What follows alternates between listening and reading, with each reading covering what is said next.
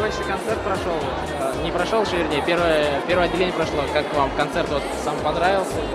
Да, мне очень нравится концерт, мне нравятся костюмы, мне нравится постановка, что на должном уровне артисты приезжают в Санкт-Петербург, это очень радует. И сплоченность, что в зале полный зал практически, можно сказать, что татарская такая сплоченность, общность радует необыкновенно. Как сегодняшний концерт вот идет, как вам нравится, не нравится? Отлично, очень на высоком уровне проходит, замечательно. Мы очень часто бываем на таких концертах, наверное, впервые вот такой концерт на хорошем уровне проходит, замечательно. Есть какие-нибудь пожелания по поводу вот, проведения мероприятий таких?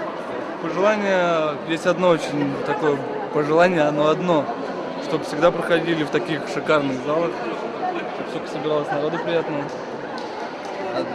Добрый день. Я вас слушаю, молодые люди. Вот. Сегодня вот концерт проходит. Как вам, какие ваши впечатления по этому концерту? Супер, очень хорошие. Вот в таких красивых костюмах, смотрю, пришли. Да. Национально. Концерт очень хороший, очень, молодец.